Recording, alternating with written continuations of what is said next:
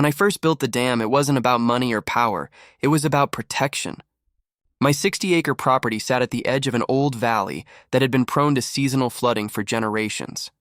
Locals used to call it the basin because every spring rainwater would come rushing down from the surrounding hills and collect at the bottom, swallowing fields, fences, and sometimes even homes.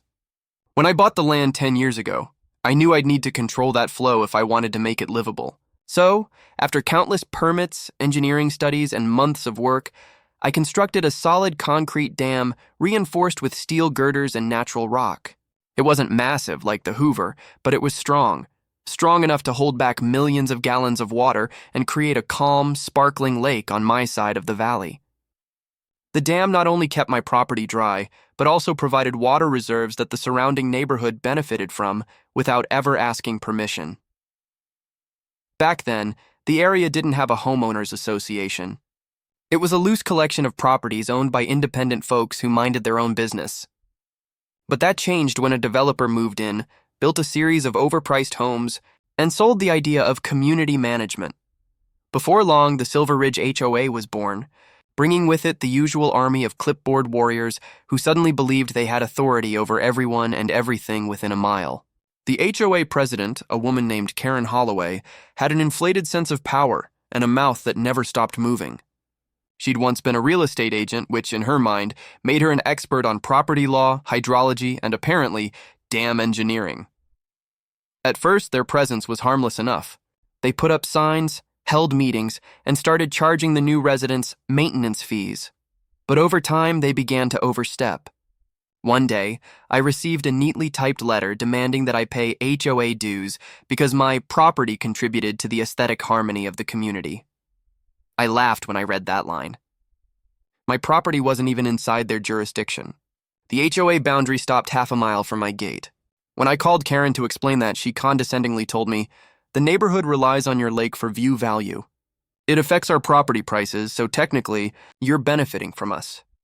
I told her the lake existed because of my dam, my engineering, and my money, and if she wanted to talk about benefits, she should thank me for keeping her expensive little neighborhood from flooding every spring. That ended the call, but it didn't end her obsession. Over the next few months, the HOA became increasingly hostile. They sent letters claiming my dam violated community environmental standards. They threatened to fine me for unauthorized water retention. They even tried to send inspectors onto my land, but I caught them trespassing and escorted them out with my security cameras recording every second. The footage went viral locally after I posted it online. That didn't sit well with Karen, who hated public embarrassment. She started calling the county office, complaining that my dam was unpermitted and unsafe. Unfortunately for her, the county engineers confirmed everything was not only legal, but exemplary. Still, that didn't stop her. Things reached a boiling point one Thursday morning when I was awakened by the sound of heavy machinery. I stepped outside and saw 3 excavators parked near the base of my dam. A handful of men in reflective vests stood beside them, holding clipboards and talking to a few HOA board members, including Karen, who was pointing dramatically at the concrete structure like some self-appointed commander. I stormed down there immediately. "What the hell do you think you're doing?" I demanded. Karen turned, all smug confidence and false politeness. "Mr. Callahan, the HOA has voted to remove this unsanctioned obstruction. You've refused to pay fees for years, and you've ignored multiple warnings. This dam violates community guidelines, and frankly, it's a liability." I could hardly believe what I was hearing. "This dam is on my private property. You have no legal right to touch it." One of the men, a contractor by the look of him, looked uneasy. "Ma'am, are you sure about this?" "We don't have county authorization." Karen waved her hand dismissively. "The HOA has authority here. Proceed." I immediately called the sheriff's department. While I was on the phone, the excavators began scraping away the top layer of the dam. I could feel my blood pressure rising with every crunch of metal against concrete. The sheriff's dispatcher assured me deputies were on the way, but by the time they arrived, the damage was done. They'd carved a deep notch into the top of the dam, enough to weaken the structure, but not enough to cause immediate failure. When the deputies questioned Karen, she presented a folder of fake legal orders she'd drafted herself. The deputies recognized them as fraudulent within minutes. They warned her to stop all activity immediately. Karen argued, saying, "You'll regret siding against the HOA." That phrase stuck with me. It wasn't a threat she could back up, but it revealed how delusional her sense of authority had become. After the sheriff ordered the equipment off my land, I had to hire engineers to inspect the damage. They confirmed that the dam's integrity was compromised and would need reinforcement to prevent collapse. The repair cost would be nearly $50,000, all because a group of self-righteous suburban bullies thought they could flex power over something that didn't belong to them. I was furious, but I also knew patience would serve me better than anger. I began documenting every single thing: letters, videos, quotes from workers, even Karen's fake legal forms. I sent copies to my lawyer, the county, and my insurance company. Meanwhile, the HOA doubled down. Karen sent a smug letter declaring that the community had acted within its rights and that future interference would be met with legal consequences. It was laughable, but I didn't laugh. Instead, I quietly prepared for what was coming. The rainy season was just weeks away, and I knew one thing the HOA didn't. The dam's drainage system had been fine-tuned to manage overflow safely. By carving into the top, they disrupted the balance. I had warned them. They hadn't listened. When the first storm clouds rolled in, I stood on my porch overlooking the valley, listening to the thunder echoing in the distance. The lake began to rise inch by inch. My engineers had reinforced the breach temporarily, but even they admitted it wouldn't hold if the rain lasted more than a few days. And of course it did. 3 days later, the inevitable happened. The dam groaned, cracked, and finally gave way. The moment the dam gave way was something I'll never forget. It didn't happen all at once. It started as a deep, rumbling groan that echoed through the valley like an animal in pain. I was standing on my porch just before dawn, rain pelting my jacket when I heard it. The sound was low, hollow, and unmistakably wrong. I grabbed my flashlight and sprinted toward the dam, slipping through mud and grass that had turned into a swamp overnight. When I reached the top, I could see the fracture, a jagged line tearing across the concrete face, widening by the second. Water was already seeping through, not in small leaks, but in violent jets that hissed like snakes. I shouted to my foreman, Rick, who was trying to secure the emergency valve, but we both knew it was useless. The structure had been fatally compromised. Rick yelled something, but the roar of the water swallowed his voice. A deafening crack split the air, followed by an explosive burst of pressure that sent a shockwave through the ground. The dam collapsed in one horrifying motion, the entire center section giving way as millions of gallons of pent-up water surged forward like a living beast set free. The sound was indescribable, a thunderous, guttural roar that drowned out everything else. The lake, which had once been calm and mirror-like, transformed into a raging torrent. I stumbled backward, shielding my face as cold spray and debris blasted through the air. In less than a minute, the valley below was no longer a valley. It was a river, and that river was headed straight for Silver Ridge. From the top of the ridge, I could see the neighborhood lights flickering through the darkness, rows of neatly built homes that had been the pride of Karen and her HOA board.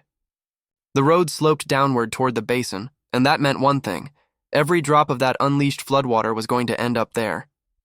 The storm drains weren't designed to handle even a fraction of this volume. Within minutes, the main road into the community became an impromptu riverbank. Water tore through backyards, toppled fences, and sent patio furniture sailing into the night. I jumped into my truck and sped toward the edge of the neighborhood. Splashing through knee-deep runoff as I tried to get ahead of the water, I wasn't going to just watch people drown, no matter how much the HOA had wronged me. When I arrived, chaos had already begun. Residents in pajamas and raincoats were scrambling to pack cars, shouting, crying, and wading through rapidly rising water. The look of disbelief on their faces told me they had no idea what was happening. They just knew something enormous had gone wrong. Karen was there too, standing in the middle of the street holding an umbrella that did little against the sideways rain. Even then, she had that same smug, controlling look she always wore, until she saw the wall of muddy water roaring down the road behind me. Her expression shattered. What is that?"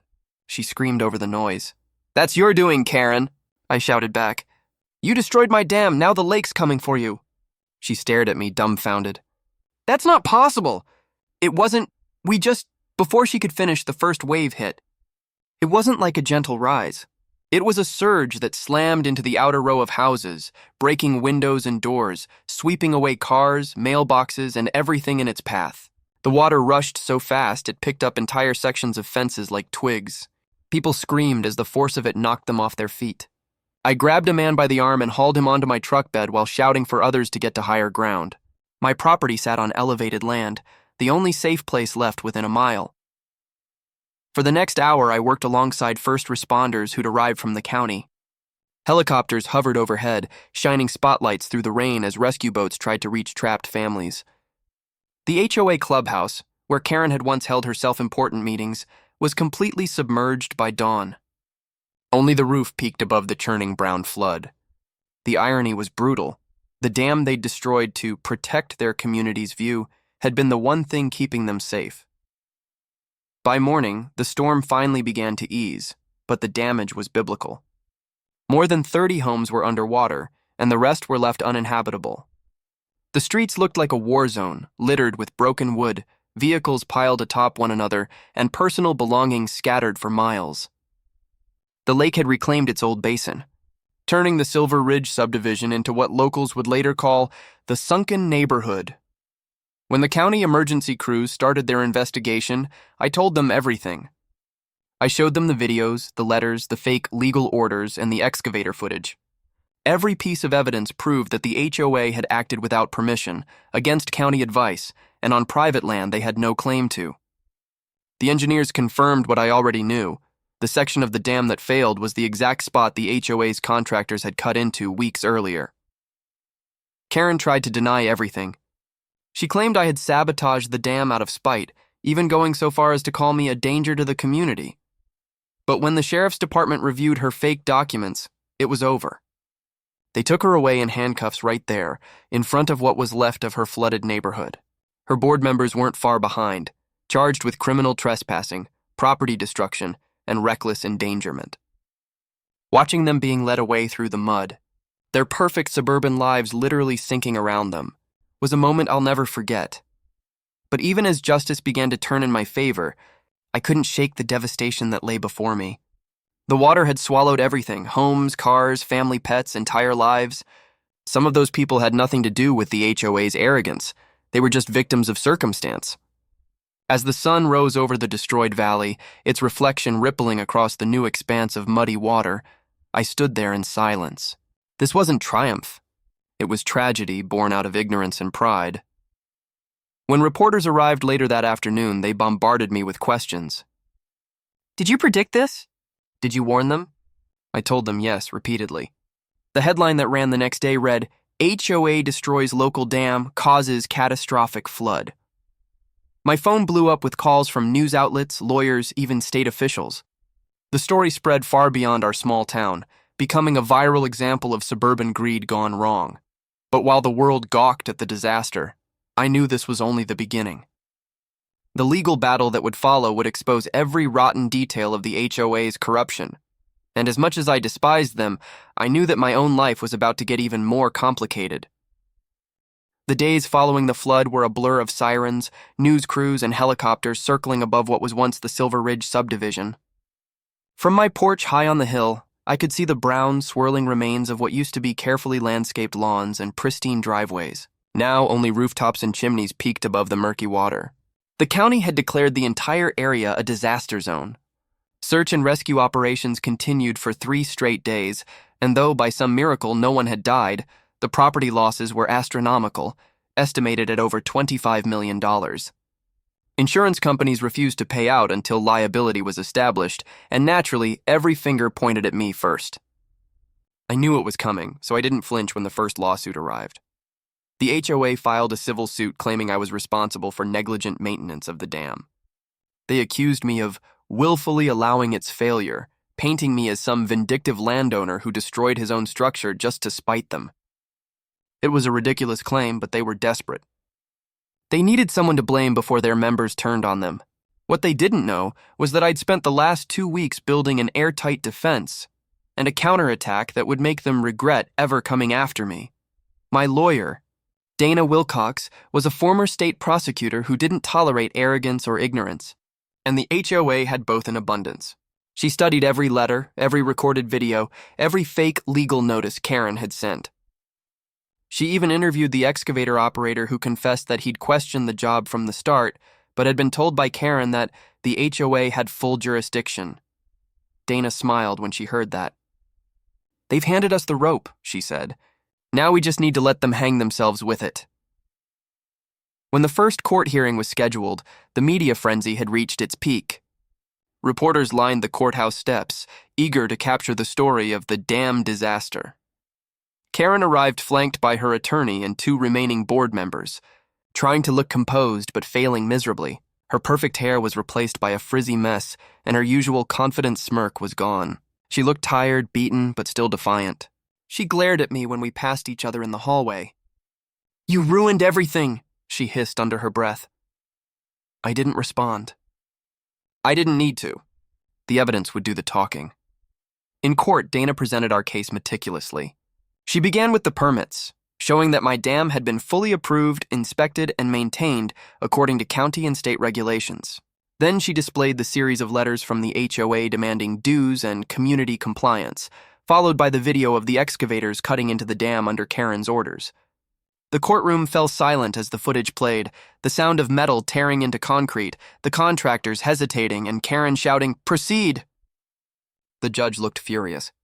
"Mrs. Holloway," he said, turning to Karen, "were you under the impression that you had legal authority over this structure?" Karen tried to recover her composure. "Your Honor, the dam directly impacted our community's ecosystem and property values. We acted to protect our residents," Dana pounced. "Protect them? You destroyed the only barrier keeping them from being washed away.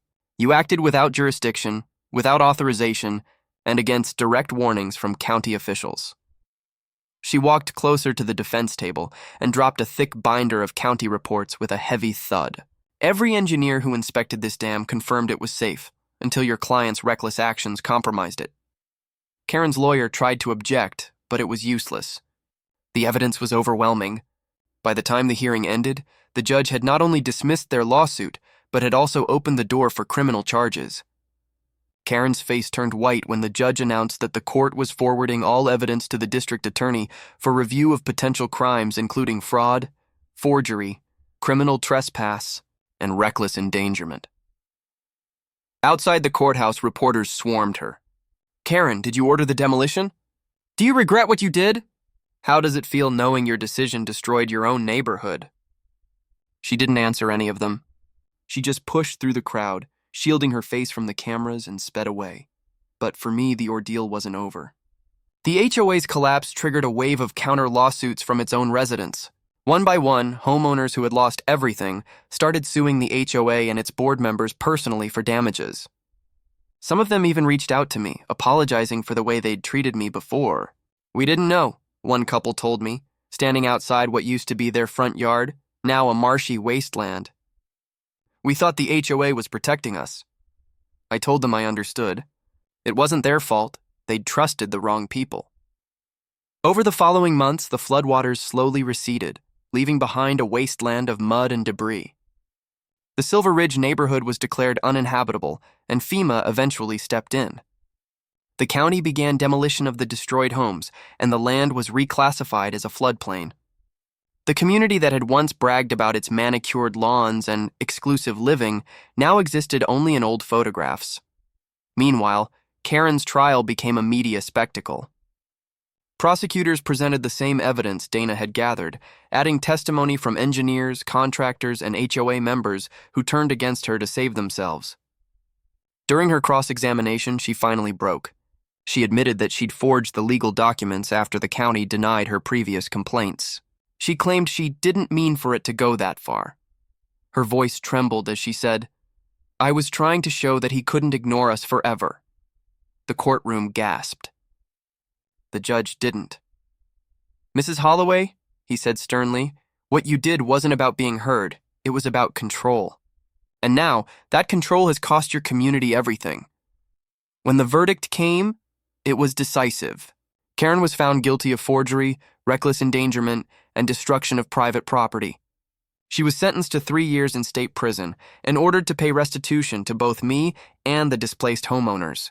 The other board members received lesser penalties but were still held liable for damages. The HOA itself was dissolved by court order. For the first time in years, I stood at the edge of what used to be my lake and felt something close to peace. The county was rebuilding the dam under official supervision, this time funded entirely by state grants and HOA restitution money. They even asked me to consult on the project. Standing there watching the heavy machinery at work, I thought back to the day I first broke ground, when I just wanted to protect my land and live in peace. That dream had been twisted by power-hungry neighbors and false authority, but somehow in the end, truth and patience had won. Still, I couldn't help but feel bittersweet. The valley looked scarred, stripped of the beauty it once had. Nature would heal it in time, but the memory of what had happened here would never fade. It wasn't just about a dam or a flood, it was a lesson in arrogance, ignorance, and the cost of believing power entitles you to control others. When the local paper published its final follow-up months later, the headline read, HOA's Downfall, From Control to Catastrophe. I cut it out and pinned it on my wall, not as a trophy, but as a reminder. Some people build walls to divide, others build dams to protect, and sometimes the only way to teach the difference is to let the flood come. Months passed, and the scars of the flood slowly began to fade, though not entirely. Nature, resilient as ever, started reclaiming the valley that had once been Silver Ridge. Where streets once gleamed with polished cars and neatly trimmed lawns, reeds and cattails now swayed gently in the breeze. Birds returned to the area, nesting on rooftops that still jutted from the shallows, and the faint hum of insects filled the air each evening. It was strange. The place that had symbolized vanity and control was now peaceful, raw, and honest. No fake rules. No HOA. Just the land, as it had been before anyone tried to own it. The county eventually began the process of transforming the floodplain into a conservation zone. They offered me the chance to partner in the redevelopment, not for housing but for restoration. Together, we designed a plan to rebuild the dam under stricter state oversight, reinforcing it with new materials and advanced technology. It wasn't about reclaiming my old lake for personal use anymore. It was about ensuring that something like this could never happen again. For once, the officials who had once buried me in red tape treated me with respect. They'd seen what happened when bureaucracy met arrogance, and they knew this time things had to be done right. One afternoon, I walked along the half-finished dam with Dana, my lawyer-turned-friend. The air smelled of wet earth and fresh concrete.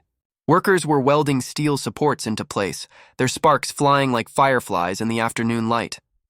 Dana stopped near the overlook and crossed her arms, watching the crew's work. "You know," she said, "most people would have packed up and left after what happened here." I smiled faintly.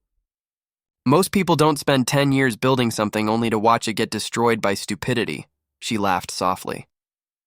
"True, but you rebuilt. You turned it into something bigger than yourself." She paused, then added, "Karen Holloway would hate that." That made me laugh for real. "Yeah," I said. "She would." Karen's prison sentence had made the news for a few weeks before people moved on to the next scandal. The HOA's board had dissolved, their bank accounts drained by lawsuits and restitution payments. Many of the displaced homeowners settled elsewhere, but a few came back to see what was becoming of their old neighborhood. I met one of them, a man named Bill Travis, a retired firefighter whose house had been swept away in the flood. He found me by the dam one morning, his boots caked in mud but his eyes surprisingly calm. "I used to curse your name, you know," he said. "After the flood, I blamed you like everyone else." "I don't blame you," I replied. "You lost everything," he nodded. "Yeah, but then I saw the court case. I saw what really happened. Karen lied to us. She said you were the one threatening to flood us if we didn't pay HOA dues." We believed her. That hit me hard. I'd suspected she'd spread lies, but hearing it confirmed still stung. "I'm sorry you had to go through that," I said quietly. He waved it off. "Don't be. You did what was right. You built something that protected us for years. And she tore it down because she couldn't stand not being in charge." He looked out over the valley, where cranes and bulldozers were shaping the new landscape. Funny thing is, without her, this place might actually become beautiful again. Bill was right. The reconstruction project transformed the ruined valley into a sanctuary. The new dam was completed within a year, designed not to create a private lake this time, but to manage water flow sustainably. Wetlands spread around it, turning the basin into a wildlife refuge. The county installed walking trails, benches, and a small observation deck overlooking the water. A plaque stood near the entrance reading, The Silver Ridge Restoration Project, a reminder of the power of nature and the danger of pride. I didn't ask for my name to be on it. I didn't need that kind of recognition. Watching people stroll through the park, families feeding ducks, and children running along the paths was enough. The irony wasn't lost on me. The HOA that once obsessed over community beauty had been replaced by something genuinely beautiful, something free and natural, not manicured, not policed, not controlled. Still, the past lingered. Sometimes when the wind blew just right, I could almost hear the old neighborhood, the chatter of barbecues, the hum of lawnmowers, Karen's shrill voice echoing across the cul-de-sac. But then the sound would fade, replaced by the rustle of leaves and the steady trickle of water through the new spillway. It felt like balance had finally returned. A year after the reconstruction was finished, the county invited me to a dedication ceremony. Local officials gave speeches about resilience and community, but the one that stood out came from a young engineer named Sofia Nguyen, who had overseen much of the new dam's design. She said, "This dam isn't just concrete and steel, it's a lesson. It stands because someone cared enough to build it right, and it fell because others thought rules didn't apply to them." Her words struck me deeply. For years, I'd battled arrogance disguised as authority. The HOA had believed their rules were absolute, that their paperwork and fines could override common sense and the law itself. But nature doesn't bow to power, and neither does truth. The flood had been catastrophic, but it had washed away more than homes.